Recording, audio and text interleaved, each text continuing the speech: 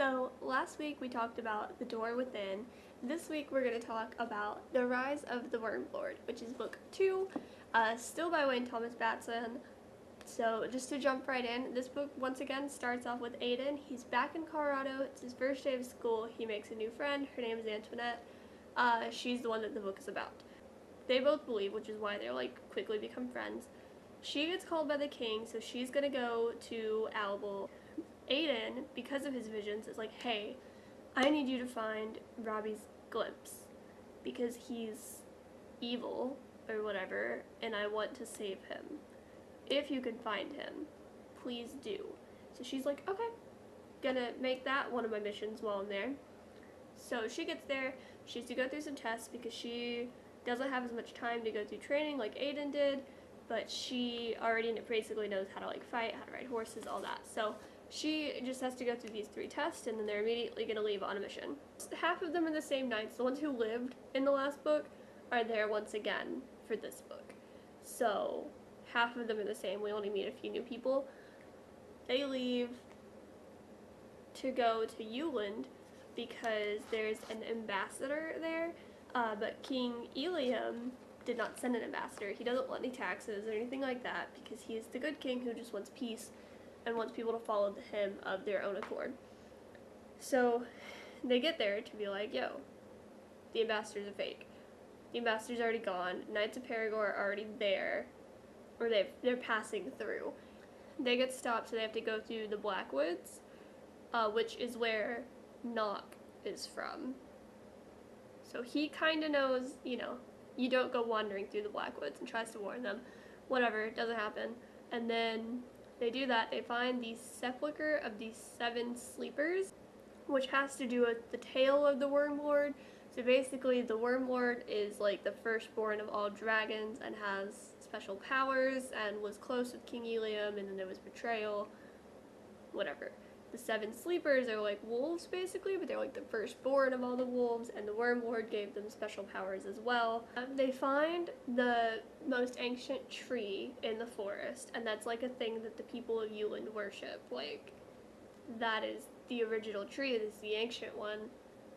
It gives them any branches or anything that fall. That's how they make their weapons and stuff.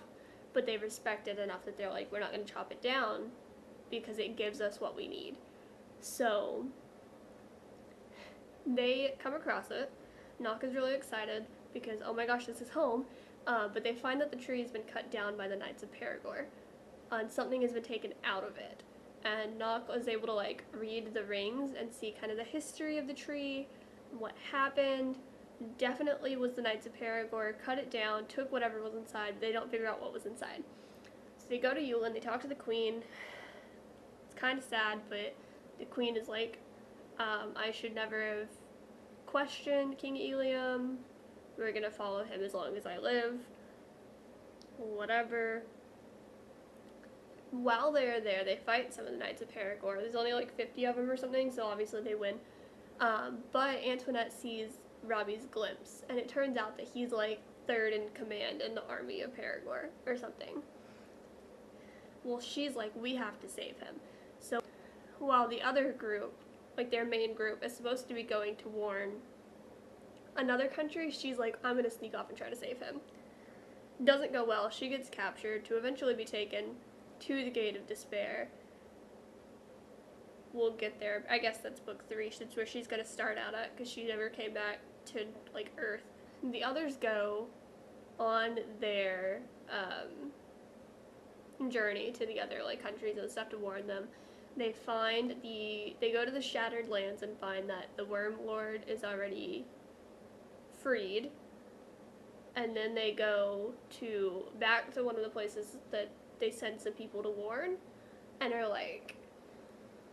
hey, it's destroyed. Everybody's dead. The Wyrm Lord was fire, and it killed all of them, basically. So now everybody's terrified. There's a whole battle at Euland. They all fight because the Wyrm Lord is still weak, and so he can't just destroy everything. But the 7 sleepers get woken up too. So now basically in the 3rd book we're gonna have the apocalypse. I don't really know because I haven't started reading it yet, but I'm working on it. Definitely just gonna be apocalyptic. It's fine. basically everybody lives in this. A few of them die before the Battle of Buland, and one of them is like unaccounted for by the end of the story. Most of them are okay. I'm concerned though, because like I said, third book, apocalyptic. We'll see how it goes. So, my thoughts. I loved this book. The first one. You know, I said it was kind of slow and I didn't really like the writing style, but I love the story of it. This one I feel like has more of the story and like the writing is better. The chapters I think are shorter, which makes me want to get through them faster. Like, I can be like, okay, here's the next chapter, this is the part that I'm going to read. Oh, well, the next one's only like 3 pages long, I can finish that. And so even the longer chapters aren't long. So it's a really quick, like, snap through it kind of read. Also, the first one I feel like was trying too hard to be an allegory, whereas this one, there are still references to the Bible and to Christianity, but this one is more of like the story of Antoinette and the story of Alable instead of this Bible story is rewritten and like with like knights and stuff, you know? So as much as I love the allegory aspect of the first book, this one I feel like does it better. So overall, I didn't really have any problems with this book. I really liked the story and I really liked the writing in this one. It was really easy to get through and I didn't struggle as much as the first one.